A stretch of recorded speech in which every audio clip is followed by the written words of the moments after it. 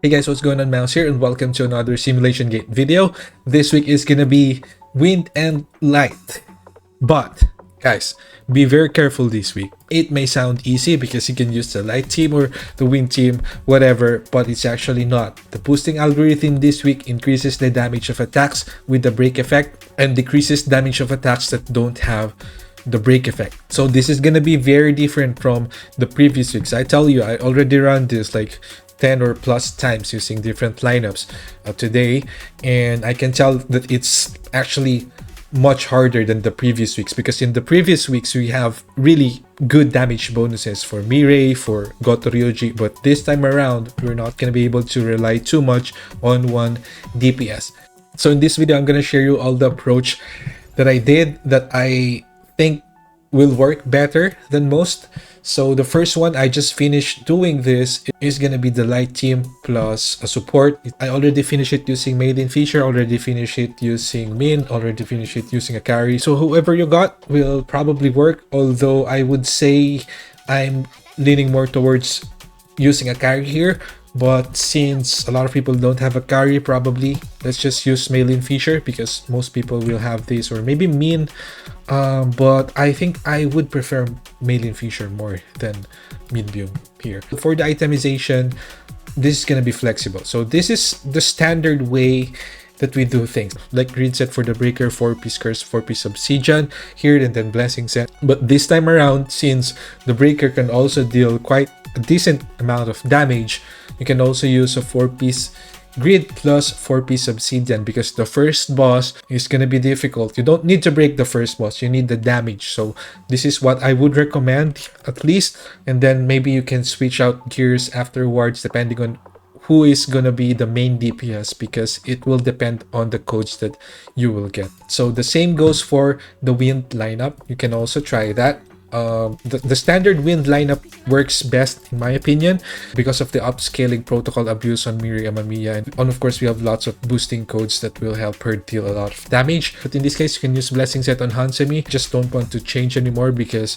I don't have much gold. And then I also did a DPS build on Goto Ryuji and then Miri Amamiya, another 4-piece obsidian here. And the reason why we want to use more obsidian sets is that because we have to rely on protocol damage as well this time around, and obsidian set and damage increase, damage dealt increase from the curse set, things like those are the best amplifiers for protocol damage. So another approach that you can do is to use a 1 DPS using Goto Ryuji. He can break as well, he can deal good damage. That is also fine, but I actually did not like this kind of gameplay. There's too much downtime if Goto Ryuji doesn't have a cooldown reduction code. So for the arrangement, you can either go for this or this, and then Goto Ryuji on the third slot. So if you're gonna rely on Goto Ryuji, the most crucial thing here is to get all the crit rate passive that will help you secure those crits from the upscaling or for the multi-thread. But the multi-thread is gonna be very good here, especially if you're doing lots of QTEs. It's gonna deal insane amount of protocol damage, and everything else is gonna be pretty standard. It's just that they're gonna feel more tanky now. So for this video, I'm just gonna do a run using the light team because I know a lot of you skip Goto Ryuji, but if you have Goto Ryuji plus Mirei, I would recommend that more than the light team. So for the light team, it's gonna be very versatile, but my main goal here is to get the critical hit rate core plus the infinite scaling core, and of course you want the damage dealt firewall. If we get this, is this gonna be one of the most important things for damage output. Let's go through the stats first, just so you'll have a basis at least. So my Thomas Andre is now 41.7k defense. That's crazy. Crit rate, crit damage there, damage increase, light damage, and my Gogunhi is at 37.8k defense and some pretty good stats as well on crit rate, crit damage. So yeah, I think we were good to go. Maybe I should probably do something like this. Final checking on the course. Let's go. All right, so the first one, so this is actually just take note that the firewall damage dealt is actually, I think, the most important code to get. So now that we have that, I think we're gonna be at least somehow safe. Once we upgrade that to legendary, that's gonna be a total of 500%, I think. 25% with 20 stacks. So that's very important. Firewall here. Can actually risk a bit more. Dash to increase HP. You don't need the upscaling really, but it will add some protocol damage as well. But just one last. Hopefully we get a good one. So increases the core attack damage by 50%. We can actually just get this so that we can just activate the medium damage protocol effect. That's gonna be okay. Nice. Critical damage. I think it's more important to get some anti-defense. I think we'll have enough crit damage. So 200, 300 next, and then 400. We're gonna have enough for... We need to immediately get that firewall damage up to legendary. That's gonna be one of the biggest sources of damage output. Nice. Oops. Boosting. Basic skill damage increased by 300% for 30 seconds. And a firewall. I think I'm gonna go with firewall. Even if this is like heroic. Yeah. Defense and increased damage taken. I'm gonna prioritize that. And it's gonna activate the hotfix too. Next, system maintenance. So the next step will be to enhance the firewall damage dot. Ooh, 25% up to 20 times. So that's 500%. Really OP. So next fight is Cha. Without... Oh, fuck. I forgot to take the HP regen stuff. Holy shit. Fuck. They're not at full HP and full MP. What the hell? Anyway.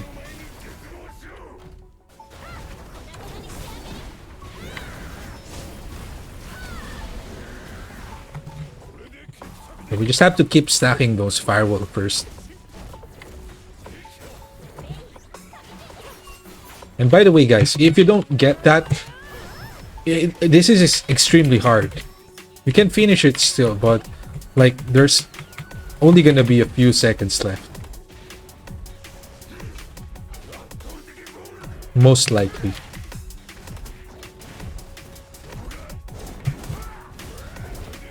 %67% now. Yeah, I think that's the most important. I played this a lot of times already today. I think that's the most important for real. 58% now. So you can clear this without... To those who have not cleared the tier 30 yet without tickets, you can attempt this now and use the light team.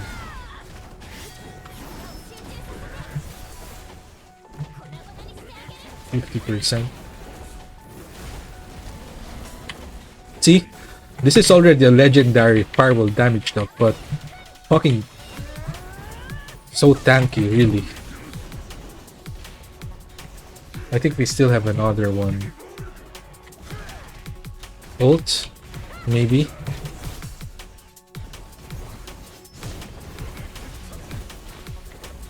I'll just secure it and get some buff. 1 minute, 30 seconds.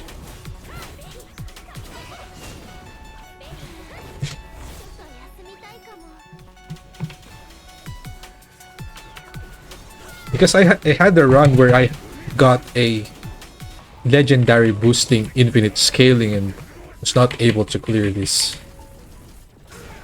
But I was using Min that time, but yeah. Still possible for the light team.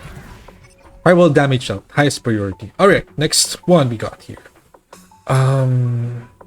So basic skill boosting 400%. Seems like we don't have choice anyway. Yeah, make use of this. 100. So before the fight, we're gonna have one more. And then, hold on. We just finished Cha. I think we can still farm some codes first. So, core attack lands a crit. So since we already got the firewall, I think I'm gonna try to get the multi-thread now. Yeah, I think, but the benefit is not that good though. Maybe, yeah, I'll just get the core attack crit. If that was a damage related code, then I think I'm gonna get the multi-thread. So we already have 222. All the protocols that we need, the initial ones, and then we're close to getting the legendary here. And here, probably, we might not upgrade this anymore. We just need the damaged up firewall. So this time, extreme evasion cooldown. I think we can actually refresh. There you go. So what else do we have here? Infinite scaling or a heroic boosting? What do we get?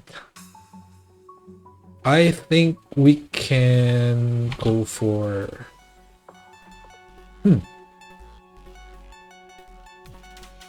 this maybe? So that we can pair it with this for the initial engagement. The next boss is Count-A-Shik, by the way, so I'll rush that to legendary. Since we already got a good head start on the... Although ideally, I would want to get the core because it's gonna help Gunti as well, right? Boosting cooldown. Let's get that basic skill cooldown. Alright. Is it gonna be 100? Let's get this 100. Don't want to waste. Then we have 300. Then 400 next. So we can upgrade two times.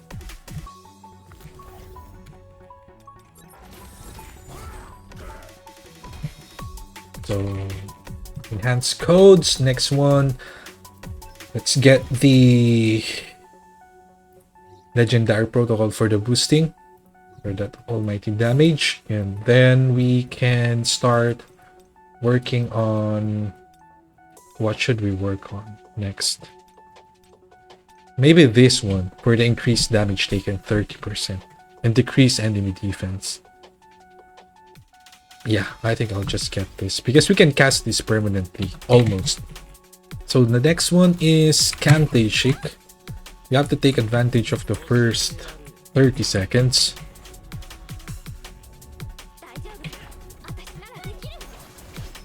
I missed.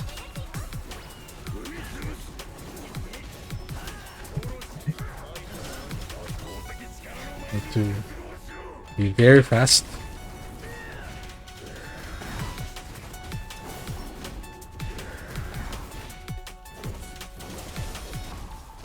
Have to manually switch. There we go. 60%. Then the next ones are gonna be hard. So ultimate before... oh fuck, missed. We could have bypassed the more tanky part. 2, 3. 1, 2, 3. There you go. So now's the time to deal. Ah, fuck, not enough power gauge for the ults. Anyway.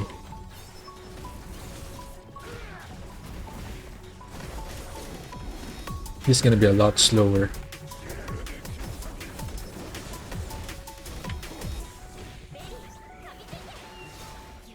Nice.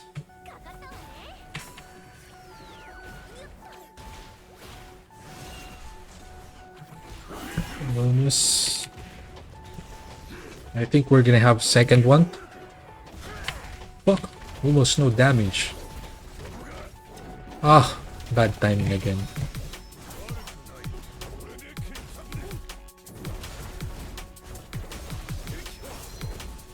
No problem though.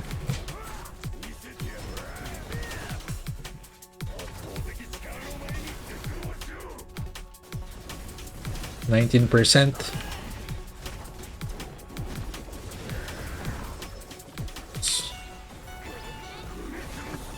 12. Probably just one more. Launch the ult.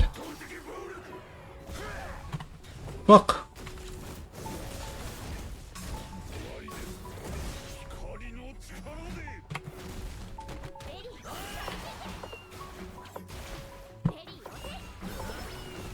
Play safe.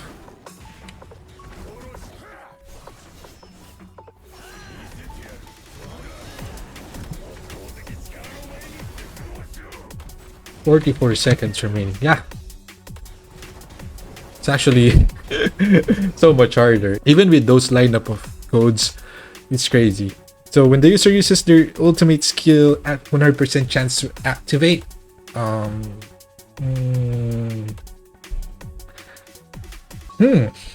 critical hit damage of the user's basic skills, but we don't have enough crit rate at all. Maybe I'll just get the boosting critical hit effect and hope that we can get at least some crit rate passives later. So this time we have already built a more basic attack focused build. So I'm gonna switch Gogunhi's items now to grid set. He's gonna be a support now, and we need the fast break here as well as on Songjinmo map. So we're gonna change that. Alright, so we got 100, and we're gonna get another 100 from the chest and another 100 from the system maintenance, so we can actually try to refresh 2 more. Ooh, overclock here. Let's try to risk 1 more. Ooh, nice. Firewall, legendary with critical hit rate. So this is a lot better.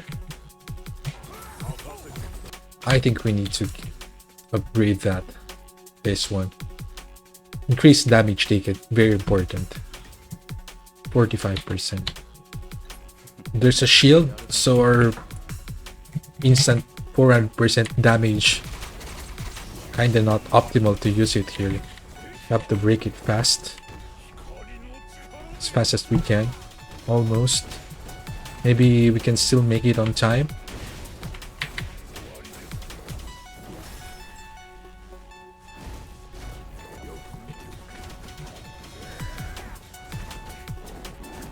Just 1 more combo. At least.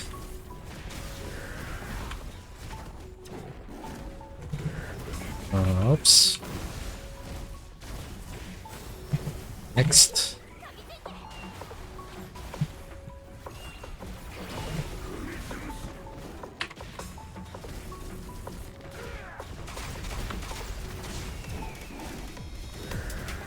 Oh! Didn't make it for the ult. Hit.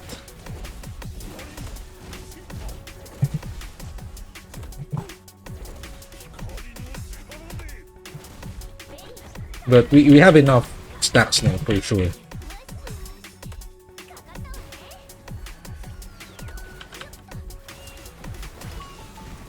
Woo! Too tanky. Fuck.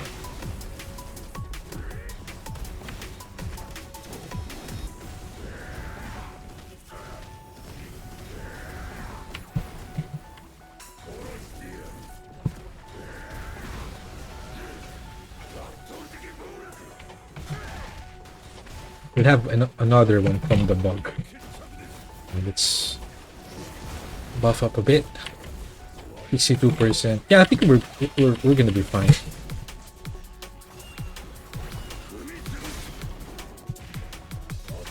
There we go.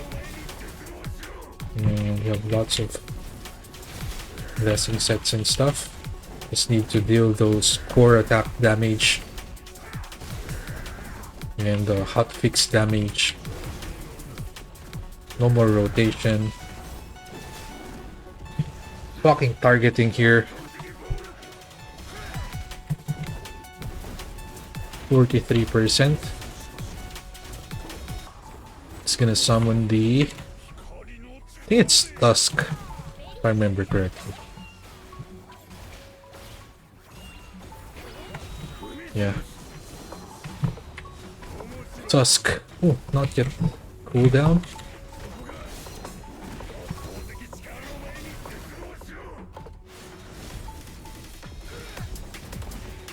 Almost. Yeah, you can still deal good damage as long as you have those codes, but definitely so much weaker than it should deal. Because normally, if we have this like much legendary protocols, it's gonna be extremely easy.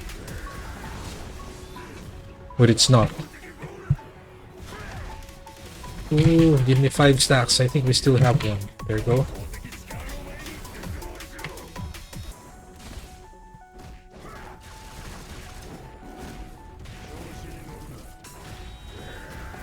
Nice. 1 minute remaining. Light team.